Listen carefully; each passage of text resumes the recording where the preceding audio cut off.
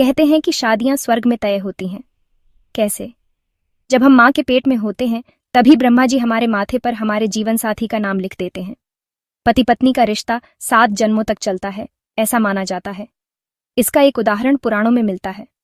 ब्रह्मा जी का एक दिन 14 मनुओं द्वारा शासित होता है। हर मनु का शासन 71 महायुगों तक चलता है, जो 30 करोड़ 67 लाख 20,000 साल के बराबर है। 14 मनुओं में से 5वें मनु का नाम रैवत था। इस मनु के शासनकाल को रैवत मनवंतर कहा जाता है। जब रैवत ने शासन करना शुरू किया तो उनकी एक बेटी हुई। उसका नाम रेवती था। समय के साथ वह बड़ी हो गई।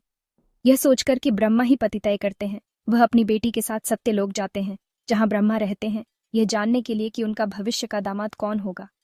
जब वह वहां पहुंचे तो ब्रह्मा के दरबार में रंभा, उर्वशी और अन्य अप्सराओं का नृत्य प्रदर्शन चल रहा था। यह सोचकर कि उन्हें डिस्टर्ब नहीं करना चाहिए, वह दरबार के बाहर इंतजार करने लगे। प्रदर्शन बहुत देर तक चला। नृत्य प्रदर्शन खत्म होने के बाद ब्रह्मा ने उन्हें बुलाया और पूछा कि क्या हुआ है और वह क्यों आए हैं।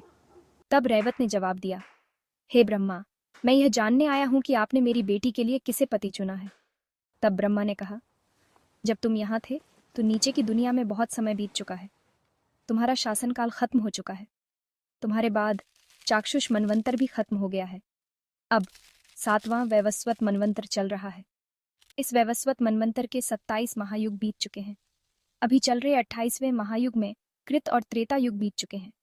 अभी द्वापर युग चल रहा है। मैंने तय किया है कि इस युग में आदिशेष के अंश से जन्मे बलराम तुम्हारी बेटी के पति होंगे। तुरंत रैवत मनु अपनी बेटी के साथ जल्दी से पृथ्वी पर द्वारका पहुंचे और कृष्ण और बलराम को सारी बात बताई। तब बलराम ने रेवती से बड़े धूमधाम से शादी की।